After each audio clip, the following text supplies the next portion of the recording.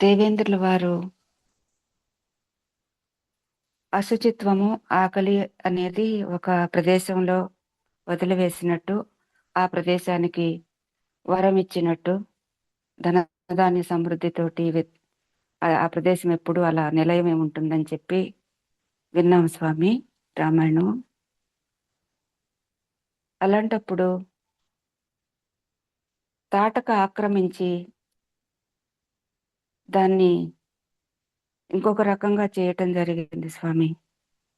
దేవేంద్రుల వారు ఇచ్చిన వరం ఎందుకు తాటక బలీయంగా తాటక యొక్క ప్రకృతి పనిచేసింది, దేవేంద్రుల వారి వరం ఎందుకు అక్కడ పనిచేయలేదు కొంతకాలం పాటు? మళ్ళీ శ్రీరాముల వారు వచ్చి తాటకని ఎదిరించిన తర్వాతే మళ్ళీ సస్యశ్యామలం అయింది అని చెప్పి విన్నాం స్వామి. ఇదే దేవరహస్యం అంటే. స్వామి కానీ నువ్వు అడిగిన ప్రశ్నలో మొత్తం సమాధానం అంతా ఉంది వాస్తవానికి. స్వామి తాటక మొదట 1000 ఏనుగుల బలము ఆమె జననముతో కలిపి బ్రహ్మదేవుని వరం వల్ల జనించింది. బ్రహ్మదేవుడు జగత్తుకు అంతటికి కూడా నాయకుడు.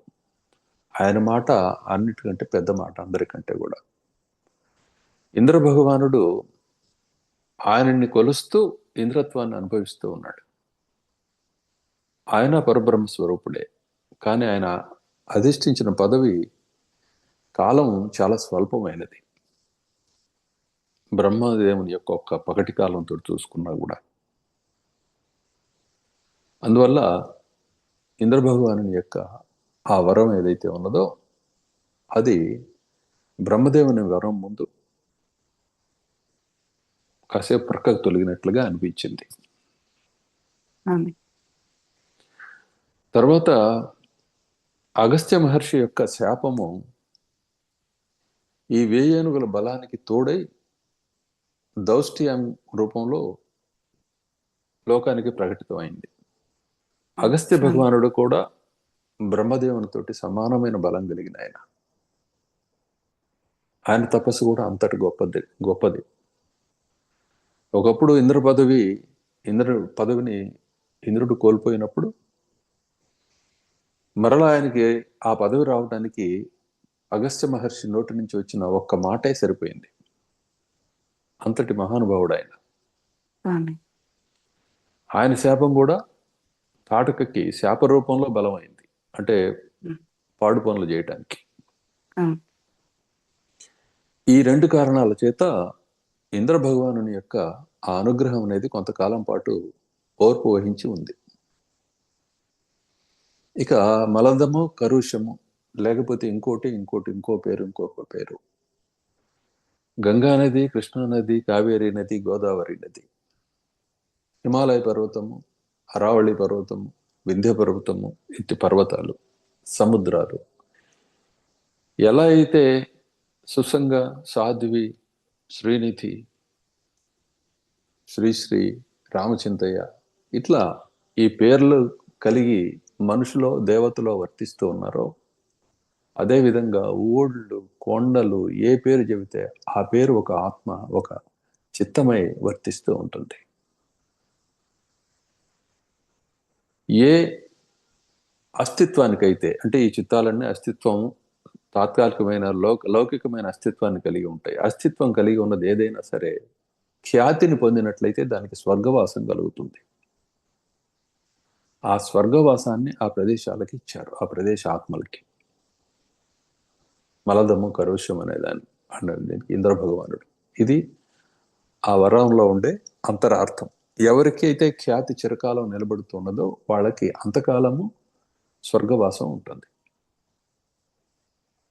అర్థమైందా? ఆయన మలాన్ని అవి తీసుకున్నంత మాత్రం చేత అందరికీ మరి అవి తగనమైపోలా, అందరికీ పూజలు ఇయ్యాలైనాయి. ఎందువల్ల వాళ్ళు స్వర్గంలో ఉంటున్నారు. ఆ పేర్లు ఎప్పటికీ చెప్పుకున్నారు. రామాయణం ఉన్నంతకాలం మలదము, కరుషం అనే మాటలు వినపడుతూ ఉంటాయి.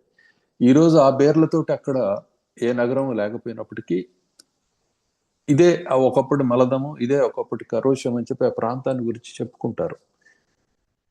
ఈ చెప్పుకోవటంతో వీళ్ళకి అక్కడ స్థితి కలుగుతూ ఉన్నది.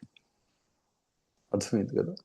ఈ అర్థమవుతుంది స్వామి. తత్వం ఇలా ఉంటుంది అనమాట. అందువల్ల ఇక్కడ అక్కడ మనిషి, అదే చెట్టు పుట్ట, దెయ్యం, దేవుడు, సమస్తం ఏది ఊహకు అందుతుందో, ఏది ఊహించబడుతుందో, ఇదంతా కూడాను స్వర్గ నరక భూలోకాలనే ఈ స్థితులను అనుభవించటం కానీ ముక్తిని పొందటం కానీ జరుగుతుంది.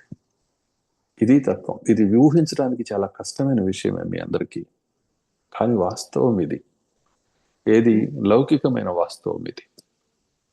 స్వామి. ఇది ఈనాడు కాదు. మీరు మొట్టమొదట యోగ వాసిష్టం చదివి శాంతి యజ్ఞం చేసిన రోజు చేసిన ప్రసంగం ఇదే. నేను 15 ఏళ్ల క్రితం, 20 ఏళ్ల క్రితం, 2 దశాబ్దాల క్రితం చేసిన ప్రసంగమే ఇది.